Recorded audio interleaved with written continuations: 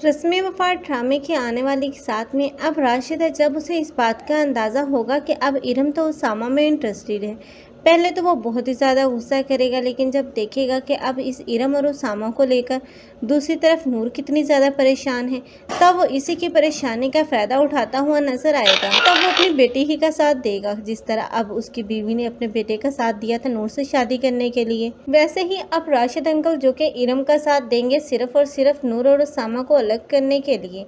और ऐसा ऐसा जब ये इरम अब और भी ज़्यादा क्लोज हो जाएगी उसामा के, तो राशिद अंकल जो कि अब उसामा के साथ अपना बिहेवियर बिल्कुल ही चेंज कर लेंगे।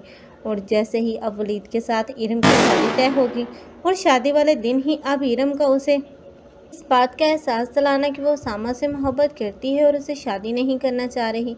ऐसे में जब वलीद उसे शादी से इनकार करेगा, तब ऐसे में अब यही राशिद अंकल होंगे जो कि अब उसे अपनी बेटी के साथ शादी करने के लिए फोर्स करते हुए नजर आएंगे और उसे अपनी इज्जत का वास्ता देंगे।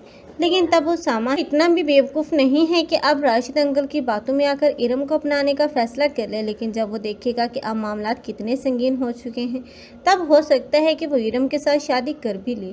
लेकिन इरम के साथ शादी करने के बाद वो उसे कभी भी वो अहमियत नहीं दे पाएगा जो कि अब उसकी ज़िंदगी में नूर की है।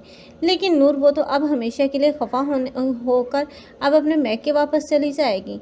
लेकिन अब ना तो इरम को उसकी माफ़ करेगी और ना ही दूसरी तरफ अब उसकी सास कबूल करेगी और ना ही उसामा, क्योंकि उसामा ने तो अब उसे मजबूरी में अपनाया था।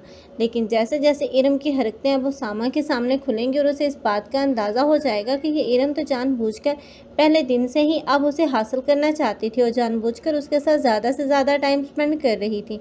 और जो भी अब इरम और उसामा को लेकर अब नूर के कंसर्न थे वो बिल्कुल ठीक थे, बजाय कि अब उसामा नूर का साथ देता। अब उसने तो इरम से शादी कर ली। आप लोगों में से कौन कौन चाहते हैं कि उसामा को उस वक्त साफ साफ इनकार कर देना चाहिए?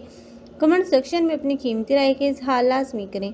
मज़ीद ऐसे रिव्यूज़ के लिए हमारे चैनल को लाजमी सब्सक्राइब कर लें। अगर आप लोगों को हमारी वीडियो अच्छी लगी हो तो वीडियो को लाइक करना मत भूलिएगा। अल्लाह हाफिज़।